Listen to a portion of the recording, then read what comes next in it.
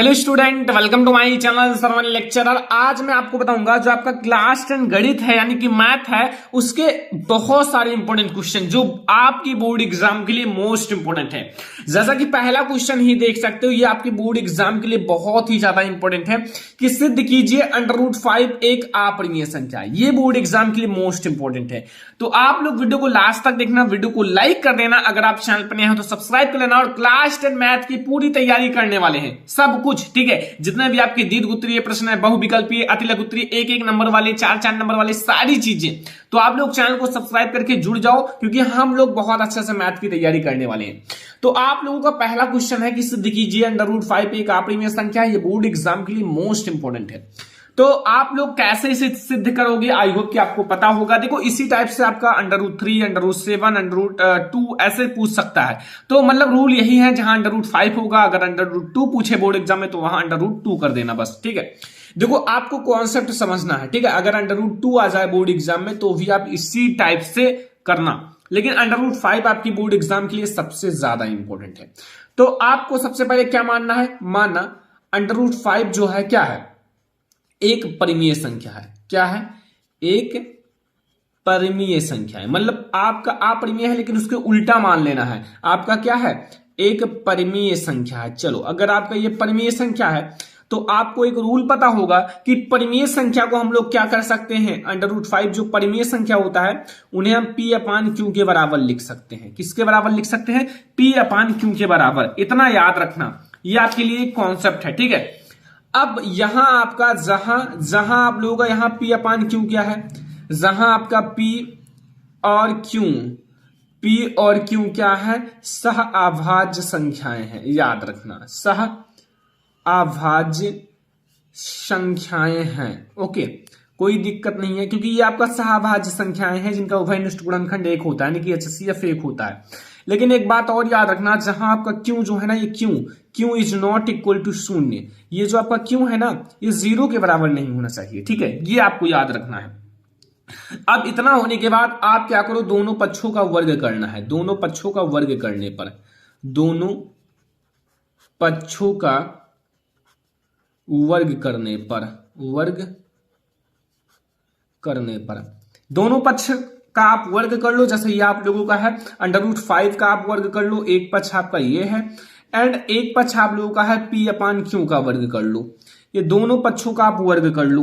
Okay, जब हम लोग वर्ग करेंगे, जो ये आपका √5 है ये 5 के बराबर हो जाएगा, और ये P²/Q² के बराबर हो जाएगा।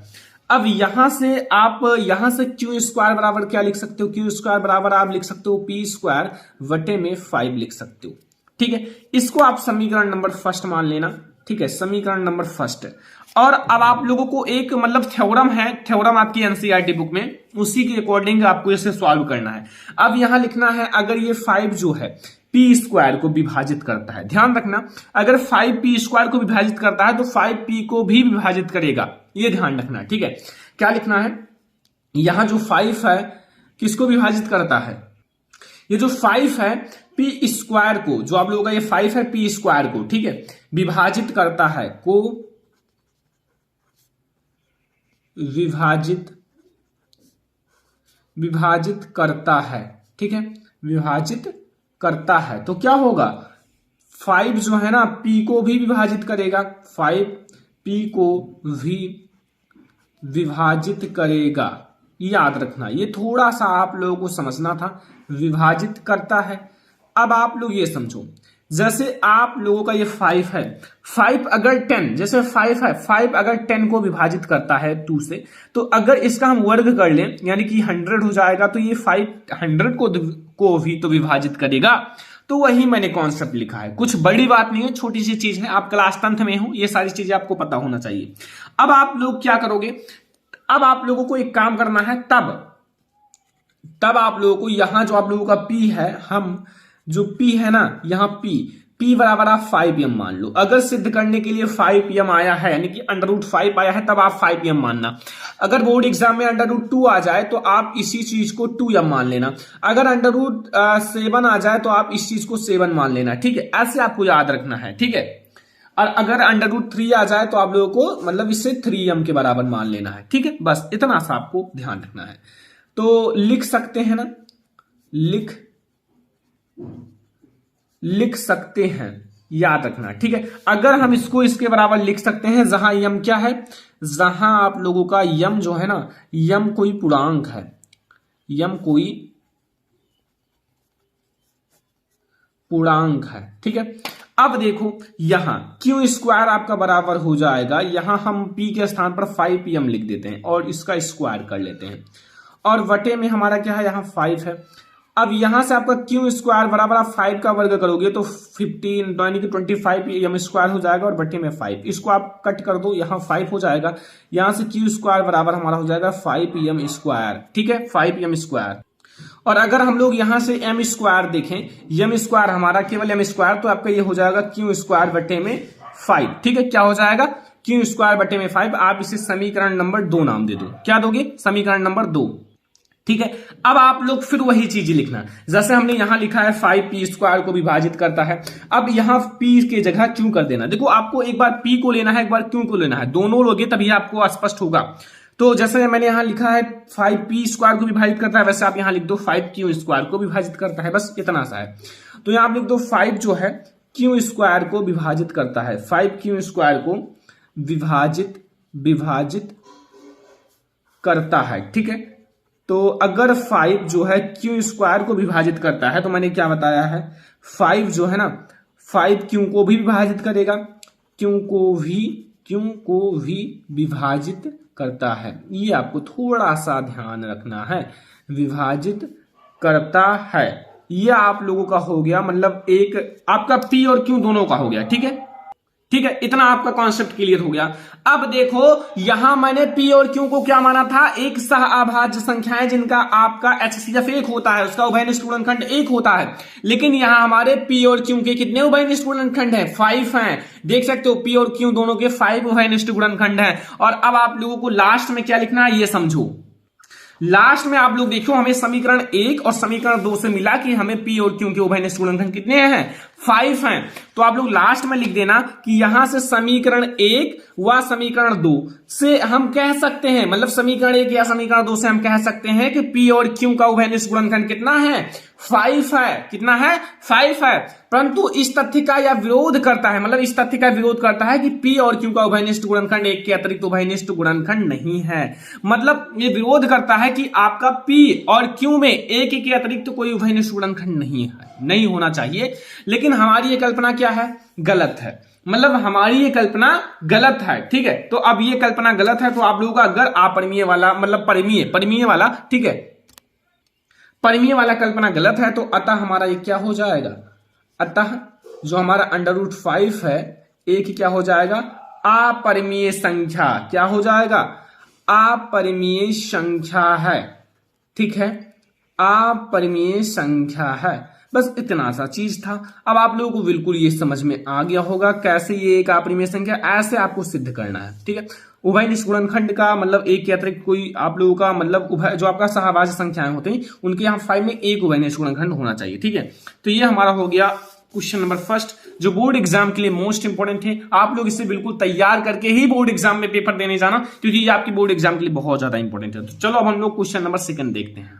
क्वेश्चन नंबर 2 समझो, ये आपके बोर्ड एग्जाम में 6 नंबर वाला क्वेश्चन है, मतलब इस टाइप के क्वेश्चन आपके बोर्ड एग्जाम में 6 मार्क्स का पूछा जाता है, ठीक है। कितने मार्क्स का, 6 मार्क्स का। अगर आप लोगों को मैं बोर्ड एग्जाम का एक पेपर दिखाता हूं, उसमें आप लोग देख सकते हो इस टाइप का क्वेश्चन, यहां आप लोग देख लो, ये इस टाइप का क्वेश्चन 6 मार्क्स का आता है। तो मैं ये नहीं कहूंगा कि आप लोग एक ही क्वेश्चन लगाओ, आप लोगों को इस टाइप के क्वेश्चन को लगाने का कॉन्सेप्ट समझना है। अगर आप इसको ध्यान से समझ लोगे तो ऐसे आपके क्वेश्चंस आते हैं बोर्ड एग्जाम में, तो इसी टाइप से आप उसे भी आसानी से लगा दोगे, ठीक है। तो इसको समझो, ऐसा नहीं कि आप बिल्कुल यही जाओ और छाप दो बोर्ड एग्जाम में। अगर थोड़ा सा चेंज कर दे तो आप कॉन्सेप्ट को समझे रहोगे, तो आप लोगों को वो भी समझ में आ जाएगा। तो ये आप लोग क्या आएगा बोर्ड एग्जाम में, लिखा रहेगा निम्नलिखित समीकरण युग्म को रैखिक समीकरण के युग्म में बदलकर हल कीजिए। आपका यहां देखो 5/x-1 प्लस 1/y-2 बराबर 2, ठीक है, एंड 6/x-2 एंड -3/y-2 बराबर 1। ये आप लोगों का है आपको मतलब एक समीकरण। इसको सबसे पहले हमें रैखिक समीकरण, मतलब एक सरल सा समीकरण में व्यक्त करना। तो इसके लिए आप क्या करोगे, ये आपको सबसे पहले समझना है ना। तो सबसे पहले आप यहां एक काम करो, सबसे पहले आप मान लो क्या, अब हल आप लोग लिख लो और आप लोग ध्यान से समझना। आपके लिए क्वेश्चन हार्ड है क्योंकि 6 मार्क्स में क्वेश्चन हार्ड ही आता है, ये समझ ले रहना।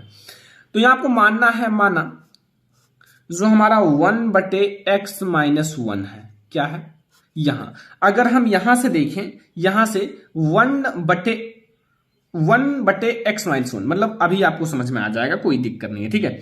इसको हम क्या मानेंगे, a मान लेंगे, ठीक है, तथा 1/y-2 इसको हम v मान लेते हैं। देखो ये दोनों में है ना, तो v मान लो। अब अगर ऐसा मान लिए ना, तो अब हम तब समीकरण दी गई समीकरण, तब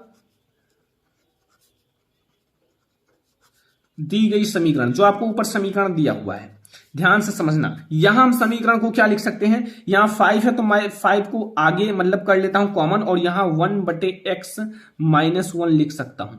देख लो ध्यान से यहां इस चीज को, एंड प्लस यहां मैं 1, यहां तो 1 ही है तो यहां कोई नहीं, आपको ऐसे ही लिख देना है, बराबर 2, ठीक है।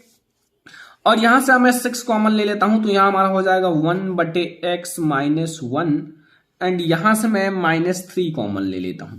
तो यहां मतलब आपको इस पद में बदलना है, इस टाइप का, क्योंकि यहां से जब इस टाइप में बदलोगे तो आप a और v लिख सकते हो ना।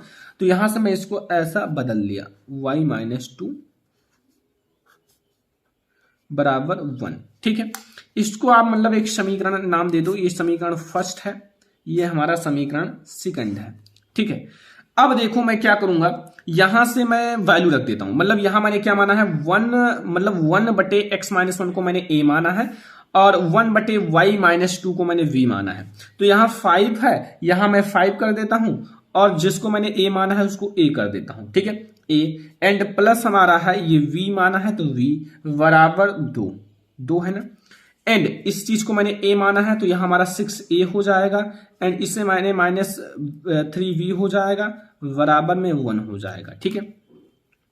इसको आप समीकरण नंबर 3 और समीकरण नंबर 4 नाम दे देना। काफी आसानी से मैं आपको समझा रहा हूं कि बिल्कुल समझ में आ जाए। देखो यहां मैंने कुछ किया नहीं, जिसको मैंने a माना है यहां a, उसी चीज को मैंने रख दिया है, जिसको मैंने v माना है यहां v रख दिया है, बस इतनी सी चीज मैंने किया है।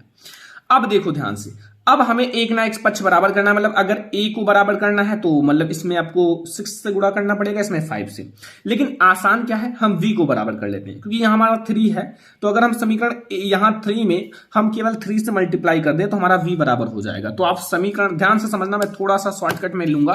देखो समीकरण जो हमारा 3 है, समीकरण 3, ठीक है, समीकरण 3 को 3 से गुणा करते हैं, 3 को मतलब समीकरण 3 को 3 से गुणा करने, ठीक है, और समीकरण 4 करने मतलब करने पर, और या समीकरण 4 जो हमारा है, समीकरण 4 में जोड़ने पर। ये देखो बस इतना सा आपको हेडिंग डाल देना है इस टाइप के, क्योंकि जब हम आप इसे जोड़ लेंगे तो हमारा विलोपन विधि से हल हो जाएगा। जैसे देखो पहले में मैं 3 से मल्टीप्लाई कर लेता हूं। देखो मैं जब 3 से मल्टीप्लाई करूंगा तो यहां आप 5 का 3 से, तो आपका 15 हो जाए, 15a, एंड प्लस आप लोगों का यहाँ 1 है, और 1 में ये 3 से करोगे तो यहाँ 3v हो जाएगा, और बराबर यहाँ 3 में 2 से करोगे तो कितना हो जाएगा 6, और यहां आप लोग ये तो आप लोगों का 6a है ही, एंड ये आपका -3v है, बराबर 1 है, ठीक है। अब क्या करूं, मैंने क्या लिखा है, जोड़ने पर। तो जोड़ने पर क्या होगा, कुछ नहीं, केवल आप लोग यहां से इसे कट कर दो, ये कट हो गया, और यहां से हमारा ये हो जाएगा 21a, कितना हो जाएगा 21a, और बराबर ये 6 और 1 7 हो जाएगा, और यहां से a बराबर हमारा कितना हो जाएगा 7/21, और यहां से हमारा ये हो जाएगा 1/3, 7 3 मतलब 21। तो ये हमारा a की वैल्यू आया 1/3। इतना आपको पता चला। मतलब क्वेश्चन भाई हार्ड है, ऐसा नहीं कि आसान सा मैंने क्वेश्चन दिया है, बहुत ज्यादा हार्ड है, और 6 मार्क्स में आपके लॉन्ग क्वेश्चन में पूछा जाता है। अब यहां से मैंने a की वैल्यू ज्ञात कर ली, अब समीकरण 3 से आप v की वैल्यू ज्ञात कर लो। यहां समीकरण 3 से v के वैल्यू ज्ञात कर लो, तो समीकरण 3 में a का मान रखने पर, a का मान रखने पर, अब a की वैल्यू जब आप रखोगे, समीकरण 3 यहां देखो ये वाला है, 5a है, 5a, ठीक है, ध्यान से समझना, 5a एंड प्लस v बराबर 2। अब a की वैल्यू आप रख दो, ठीक है। जब आप यहां a की वैल्यू रखोगे तो आपको यहां देखो, यहां आपका है 5 इंटू 1/3, हमें a की वैल्यू मिला है, प्लस हमारा v हो जाएगा बराबर 2 हो जाएगा। ओके, अब इसको हम मल्टीप्लाई कर लेते हैं, मतलब इस चीज को, तो ये हमारा हो जाएगा 5 और बटे 3 प्लस v बराबर 2। अब इसको आप सॉल्व कर लो, लाइक एज आप लोग इसको सॉल्व कर लो, आसान सा है। अब आप लोग इस पेज में समझो, देखो यहां हम v रखेंगे, v हमारा बराबर हो जाएगा 2 और ये आपका इधर प्लस में है, इधर आएगा माइनस में, हो जाएगा 5/3। अब इसको तो आप सॉल्व भी कर सकते हो, इसमें तो कुछ है नहीं, बहुत आसान सा है। देखो इसको आप कैसे सॉल्व करोगे, देखो ध्यान से, यहां हमारा v है, v बराबर देखो 3 का आप 2 से मल्टीप्लाई करोगे कितना हो जाएगा 6 में से आप 5 घटा लो तो हमारा 1 बचा 1, और हर कितना है हमारा, ये कितना है, ये आपका 3 है, तो ये आपका 3 हो गया, तो 1/3 आप सॉल्व करके देख लेना, इतना ही आएगा। तो हमें v की वैल्यू, v बच्चा पार्टी 1/3 ही मिला, मतलब a की वैल्यू v हमें 1/3 मिला और v की वैल्यू भी हमें 1/3 मिला, ठीक है। अब आप क्या करोगे, अब हमें a और v दोनों की वैल्यू मिल गई है ना, तो अब हम क्या करेंगे, ध्यान से समझना, यहां मैंने a और v किसको माना था, यहां देखो 1/x-1 को a माना था और 1/y-2 को v माना था। अब यहां आप लोग क्या करोगे, अब यहां आप लोग ध्यान से समझना, बहुत आसान सा क्वेश्चन अब आप लोग को लगेगा, बस आपका लास्ट पॉइंट है। a बराबर हमारा है 1/3 मिला है और v बराबर भी हमें 1/3 के मान कहां रखोगे बच्चा पार्टी, 1/x-1 1 है, ठीक है, एंड बराबर a की वैल्यू आप रख देना यहां जहां a है, तथा 1/y-2 बराबर v में रखने पर, अब यहां आप मान रख दो, वैल्यू रख दो, लाइक एज आपका यहां 1/x-1 ये बराबर a है, a की वैल्यू हमें कितना मिला है 1/3, ठीक है। तो इसको अगर आप सॉल्व करोगे तो कितना आएगा, यहां से हमारा हो जाएगा x-1 बराबर 3 और यहां से x बराबर हमें मिलेगा, यहां से 3 और प्लस 1 और ये आपका x बराबर हमें 4 मिल गया, तो यहां से x की वैल्यू हमें 4 मिल गई, ठीक है। अब y की वैल्यू कितनी मिलेगी, अब y की वैल्यू भी आप याद कर लो, हमने इसको क्या माना था v, तो यहां से हम अपना y-2 मतलब यहां y-2 बराबर v, और v की वैल्यू कितनी है, v की वैल्यू आप लोग बताओ बच्चा पार्टी कितना है, तो v की वैल्यू आप लोग देख लो, यहां से 1/3 ही है ना, तो 1/3 है, फिर इसे आप क्रॉस मल्टीप्लाई करा लो, यहां से y-2 बराबर 3 और यहां से y बराबर हमें मिलेगा 3 + 2 और यहां से y की वैल्यू हमें 5 मिल गया, बस क्वेश्चन फिनिश हो गया। देखो x की वैल्यू हमें 4 मिला, y की वैल्यू हमें कितना मिला 5, तो यहां से हमें समीकरण युग्म का जो हल है ना, मतलब समीकरण यही आपका सॉल्व हो गया, हमें x और y की वैल्यू ही ज्ञात करनी थी, तो समीकरण युग्म का हल x बराबर कितना मिला 4 मिला, तथा y बराबर कितना मिला, y बराबर 5 है, बस यही आप लोगों का मतलब यही हमें निकालना था x और y की वैल्यू। देख सकते हो ये क्वेश्चन लॉन्ग क्वेश्चन में आता है, इसलिए मैंने आप लोगों को समझा दिया। अब कॉन्सेप्ट क्या है, अगर यहां थोड़ा सा चेंज कर दिया जाए, यहां अगर 7 कर दिया जाए या फिर 8 कर दिया जाए तो कहोगे सर आपने पढ़ाया ही नहीं था। देखो भाई थोड़ा सा चेंज हो सकता है क्योंकि बोर्ड एग्जाम है, एक जैसा क्वेश्चन ना आए, थोड़ा सा चेंज कर दे, यहां जहां 6 है यहां आपका 5 कर दे, तो फिर आपको मतलब यहां 1 x-1 तो मानना ही पड़ेगा। जहां 6 मैंने a लिखा है, जहां मैंने यहां आपका 6a लिखा है, यहां आप लोग भाई 5a लिख दो, अगर 4a आए 4a लिख दो, इतना सा है। अब आप लोग मतलब ऐसे कॉन्सेप्ट को समझो कि मैं क्या समझा रहा हूं। अगर मैंने सिद्ध कराया √5 एक अपरिमेय संख्या है, तो उसी कॉन्सेप्ट पर आप √3 भी कर सकते हो, √7 भी कर सकते हो, √5 भी कर सकते हो, अगर आपके पास थोड़ा सा कॉमन सेंस है तो, ठीक है। वरना आप लोग मतलब जैसा बताए हैं वैसा आप लोग छाप लोगे, तो आप लोग समझो जो मैं आपको बता रहा हूं उसका कॉन्सेप्ट समझो। ओके, तो ये हमारा सबसे ज्यादा इंपॉर्टेंट चीज है।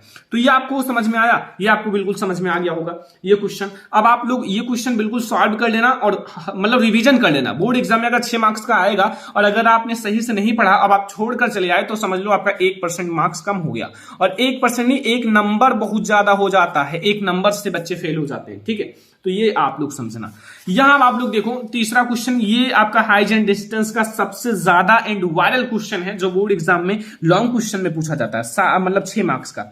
अब आप लोग ये समझो, सबसे पहले ये क्वेश्चन आप लोगों को बिल्कुल सॉल्व करके ही जाना है। मैं आपको ये बता दे रहा हूं कि बिल्कुल हल करके ही जाना है बस, ठीक है। अब आप सबसे पहले क्वेश्चन को समझो, उसको पढ़ो कि आखिर क्वेश्चन में क्या रहा है। डायरेक्ट आप मतलब लिखना ना स्टार्ट कर दो, ओके। तो चलो देखते हैं।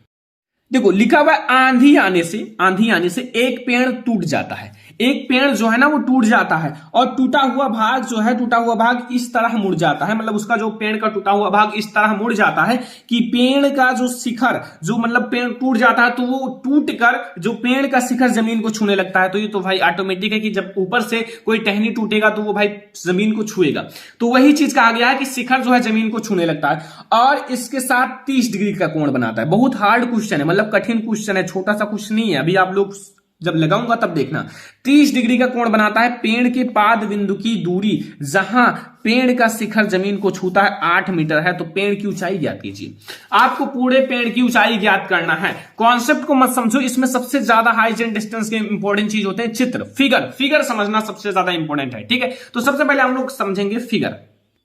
अब आप लोग समझो, सबसे पहले मैं आपको फिगर समझाता हूं। अगर आपको फिगर समझ में आ गया ना, जिंदगी में कभी भूल नहीं पाओगे ये क्वेश्चन, क्योंकि आपको मतलब फिगर अगर आप बना लेंगे तब तो भाई बहुत आसान हो जाएगा। देखो सबसे पहले मैं एक पेड़ मान लेता हूं, ठीक है। पेड़ मैं यहां मान लेता हूं, मतलब एक रेखा के द्वारा ये ऐसे। आप बोर्ड एग्जाम में स्केल से खींचना, कोई गलती ना हो। ये मैंने एक पेड़ मान लिया, ठीक है। और मतलब ये धरातल एक मान लो, ये धरातल, ठीक है। अब ध्यान से समझना, मैं आपको जो समझा रहा हूं, मतलब ये पेड़ जो हमारा ये क्या है, पी है। पेड़ को थोड़ा डिजाइन दे दिया जाए कि लगे भाई पेड़ है। ये खजूर का पेड़ है, तो ये हमारा है। अब देखो यहां हमारा पी है, ये हमारा पी है एंड ये हमारा क्या है, क्यू है। माने अब ये हमारा क्या है, पी क्यू एक क्या है, पेड़ है, ठीक है। अब ये ध्यान से कहीं से ये टूट जाता है, लाइक ऐसा नहीं कि मतलब निर्धारित है कि यहीं से टूटेगा, नहीं, आप कहीं से भी तोड़ सकते हो। तो मैंने मान लिया कि यहां से टूट जाता है, चलो यहां से टूट जाता है ये। अब यहां मैंने एक बिंदु नाम दे दिया आर। अब यहां से टूट कर किसको छूता है, धरातल को, यानी कि यहां नीचे छू लेता है ये इस टाइप से, तो इसको छू लेता है। मतलब अब ये पेड़ जो है ना, ये चीज जो है यहां आ गया, मतलब ये जो टहनी है यहां आ गया, ठीक है। ये आपको समझना है, थोड़ा सा पॉइंट समझना, अभी आपको पूरा समझ में आ जाएगा, कोई दिक्कत नहीं है। सबसे पहले आप ये समझो कि कितने डिग्री का कोण बनाता है, 30 डिग्री का। तो जब ये पेड़ मतलब जमीन को छूता है तो 30 डिग्री का कोण बनाता है। कितने डिग्री का, 30 डिग्री का। अब ये क्या है बच्चा पार्टी, ये ध्यान से समझो। ये हमारा पेड़ का टूटा हुआ भाग है ना, तो ये आप लिख लो कि मतलब एग्जामिनर डिस्टर्ब ना हो, पेड़ का टूटा हुआ भाग, ठीक है। ये हमारा पेड़ का टूटा हुआ भाग है और ये हमारा पृथ्वी तल है। बस इतना सा आपका फिगर है, ये टूट कर यहां आ चुका है। अब हमें पूरे पेड़ की ऊंचाई ज्ञात करना है, मतलब हमें ये चीज हमें पूरा पी और क्यू ज्ञात करना है। लेकिन 8 मीटर कुछ दिया है, वो आप ध्यान से समझो। 8 मीटर मतलब क्या है, मतलब पेड़ शिखर से जमीन को छूता है, मतलब ये है बच्चा पार्टी 8 मीटर। तो इसको भी मैं यस नाम दे देता हूं, यस। और ये हमारा है 8 मीटर, ये 8 मीटर है, ठीक है। अब फिगर बिल्कुल समझ में आ गया होगा। अगर ना समझ में आए वीडियो को पीछे करके दोबारा एक बार समझ सकते हो। अब मैं आपको समझाता हूं कि इसमें लिखा क्या है, ये समझो। मैंने क्या किया है कि माना पी क्यू एक पेड़ है। देखो भाई आप फिगर सही लिख सकते हो, माना पी क्यू एक पेड़ है। देखो कोई जरूरी नहीं कि आप इतना लिखो, जो आपको समझ में आए उतना ही लिख देना, ठीक है। और ये लिखने का सबसे सही तरीका है कि एक लाइन खींचो और लिख दो, एक लाइन खींचो लिख दो, ठीक है। जैसे मैंने सबसे पहले पी क्यू एक पेड़ खींचा, तो यहां लिख दो कि माना पी क्यू एक पेड़ है जो बिंदु आर से टूटकर जमीन पर गिर गया है। मतलब यहां बिंदु आर से ये टूटकर कहां गिर गया, ये जमीन पर, ये जमीन पर गिर गया है, ठीक है। तो बिंदु आर से टूटकर जमीन पर गिर गया है और पेड़ की ऊपरी भाग आर पी, ये क्या है, आर एंड पी। पेड़ का ऊपरी भाग आर पी, ऊपरी सिरा पी भूमि पर बिंदु एस को छू रहा है। ये जो पी है ना, ये पी यहां भूमि पर बिंदु एस को छू रहा है, ठीक है। अब यहां आ जाओ कि बिंदु एस की पेड़ से दूरी एस क्यू बराबर 8 मीटर है। यहां से जो एस क्यू है ना, एस क्यू, ये चीज, ये हमारा 8 मीटर है। लिखा है सीधा, इसमें कोई मतलब कंफ्यूजन है नहीं। पेड़ का टूटा हुआ भाग आर मतलब पी एंड आर भूमि पर बिंदु मतलब आर से कितना डिग्री का कोण बनाता है, क्यू आर एस बराबर 30 डिग्री का कोण बनाता है। ये आपको समझ में आ गया होगा। अब सबसे पहले क्या करना है, ये आपको समझना है। सबसे पहले हम एक समकोण त्रिभुज लेंगे, तब आप लोगों का एक समकोण त्रिभुज, ध्यान से समझना, थोड़ा सा हार्ड क्वेश्चन है इसलिए मैंने बताया कि आपका लॉन्ग क्वेश्चन में पूछा जाता है। तो यहां आपका त्रिभुज आप लोग क्यू एस आर में, और जिस स्टूडेंट को पता होगा उसके लिए तो बिल्कुल हलवा होगा, ठीक है। लेकिन अगर नहीं पता तो भाई समझ लेना, कोई दिक्कत है नहीं, पूरा कॉन्सेप्ट समझ में आ जाएगा। देखो यहां से मैंने एक कोण लिया है, एक त्रिभुज लिया है Q R S, Q S R, ठीक है। अब क्यू एस आर इसमें कहां है इतना तो आपको पता होगा, क्यू एस आर ये एक त्रिभुज है ना, ये वाला, ये तो ये एक त्रिभुज है। तो यहां से हम tan 30 डिग्री का वैल्यू रखते हैं, tan 30 डिग्री का, क्योंकि 30 ही डिग्री बना रहा है ना। तो यहां आपका tan किसके बराबर होता है आपको बताया है, एक मतलब ट्रिक LAL बटे के, लाल बटे कक्का। तो यहां से tan लंब बटे आधार होता है। तो यहां से लंब कितना है, लंब हमारा QR क्या है, कुछ नहीं, पता नहीं है। तो QR अब नहीं, QR हाँ कुछ नहीं है, तो इसे आपको ऐसे लिख देना है। एंड आधार तो आपको पता है ना, तो SQ पहले आप ये तो लिख दो, फिर अब जो पता है उसको लिख दो। जैसे हमारा tan 30 डिग्री की वैल्यू होती है 1/√3, एंड यहां हमारा QR पता नहीं है, एंड SQ मुझे क्या है पता है, 8 मीटर है। अब यहां से हम QR बराबर 8/√3 कर देंगे। यहां से हमें QR मतलब ये वाला चीज मिला, ये इतना, ठीक है। इतना अगर हमने ज्ञात कर लिया तो फिर अब हम क्या करेंगे, पुनः आप लोग इसी में पुनः समकोण त्रिभुज, यही समकोण त्रिभुज में, ठीक है, पुनः, क्योंकि वही टूटकर नीचे आ गया ना, मतलब इस चीज को ज्ञात करने के लिए हम पुनः करेंगे ना। तो पुनः हम लोग समकोण त्रिभुज क्या है, QSR में हम लोग क्या करेंगे, कॉस, जैसे हमने tan लगाया था तो यहाँ कॉस लगाना, कॉस, और हमारा 30 डिग्री रहेगा, वैल्यू उतना ही रहेगा, बराबर। अब कॉस किसके बराबर होता है, आधार बटे कर्ण। तो आधार हमारा ये है SQ हमारा आधार है, और कर्ण हमारा कितना है, कर्ण हमारा RS है ना, या फिर SR है, ये वाला, ये कर्ण है जो मतलब लंब और आधार को जोड़ता है। तो अब आप लोग ध्यान से समझना, 30 डिग्री की वैल्यू होती है √3/2 बराबर हमारा इसका है 8 मीटर, और ये हमारा है SR पता नहीं है, ठीक है। तो SR यहां ध्यान से समझना, यहां से SR क्या कर सकते हो, बराबर, यहां से आपका 8 में मल्टीप्लाई होगा 2 से, तो 16 बनने के लिए 16 हो जाएगा, और यहां √3 हमारा नीचे आ जाएगा। तो ये हमें मिला SR, क्या मिला, SR। अब ये ध्यान से समझना, थोड़ा सा आपको माइंड लगाना है, क्या, ये आप लोग समझो, मतलब ये जो SR है ना, यही टूटा हुआ भाग तो आया है जमीन पर, ये टूटा हुआ भाग यही तो यहां आ गया है। तो मतलब ये चीज हम ये भी कह सकते हैं, जितना टूटा है वही तो जमीन पर आया है। तो इस चीज को हम ये कह सकते हैं, इस चीज को मैं ये कह सकता हूं। अब आपको मैं क्या समझाना चाहता हूं ये बता रहा हूं। देखो यहां से हम इसे P और R को जोड़कर, और यहां से मैं मतलब Q और R को जोड़कर पूरे पेड़ की लंबाई ज्ञात कर सकते हैं ना, यही तो मैं आपको बता रहा हूं। तो मैं आपको समझा दूं, थोड़ा सा आप लोग समझना। यहां से मुझे SR मिल गया, अब आप लोग क्या करोगे, यहां से ध्यान से समझो, यहां से अब आप लोगों को तब हमें पूरे पेड़ की लंबाई ज्ञात करना है, ऊंचाई ज्ञात करना है। तब पेड़ जो PQ है, PQ की ऊंचाई बराबर हमारा PR है प्लस QR है, क्या है, PR प्लस QR। मतलब अब यहां देखो, ये मैंने P मतलब R, और यहां देखो मैंने इसे लिखा है P एंड R, यहां देखो P and R and Q and R, ये हमारा पूरे पेड़ की लंबाई है। और इसी चीज को मैं क्या लिख सकता हूं, इसी चीज को मैं SR मतलब SR प्लस QR, इसी चीज को मतलब इस चीज को मैं इसके बराबर भी लिख सकता हूं, SR, ठीक है। तो कोई दिक्कत नहीं, इस चीज को आप ऐसा भी लिख सकते हो, ये ध्यान रखना। अब आप लोग बताओ SR की वैल्यू कितनी है, SR की वैल्यू हमारा 16√3 है। तो यहां मैं लिख देता हूं 16√3 एंड प्लस हमारा QR की वैल्यू कितनी है, 8√3। अब यहां से हमारा ये हो जाएगा 24√3, क्योंकि ये जुड़ जाएगा 16 8 यानी कि 8 एंड 16 जुड़कर 24 हो जाएगा, और हर समान है तो इसलिए √3। अब मैं क्या करूंगा कि मतलब इसका परिमेयीकरण कर देता हूं। परिमेयीकरण का मतलब 24 में मैं √3 से है 24/√3 इंटू √3 मतलब इससे कर देता हूं, ठीक है, परिमेयीकरण। तो यहां हमारा हो जाएगा 24√3 वटे में हमारा 3 हो जाएगा। यहां से मैं इसे कट करूंगा 8 हो जाएगा। तो यहां से हमें कितना मिलेगा, 8√3 मीटर। ये हमें पूरे पेड़ की ऊंचाई मिल गई। 8√3 मीटर, या फिर आप यहां से 8 इंटू आप √3 की वैल्यू कितनी होती है 1.73 बराबर आप इसे मल्टीप्लाई करोगे तो 13.84 मीटर आ जाएगा। तो यहां से मुझे क्या मिल गया, ये आपका दोनों सही है, चाहे आप इसे आंसर लिख दो चाहे आप इसे आंसर लिख दो। तो यहां से मुझे क्या मिला, पेड़ की ऊंचाई हमें कितना मिला, अतः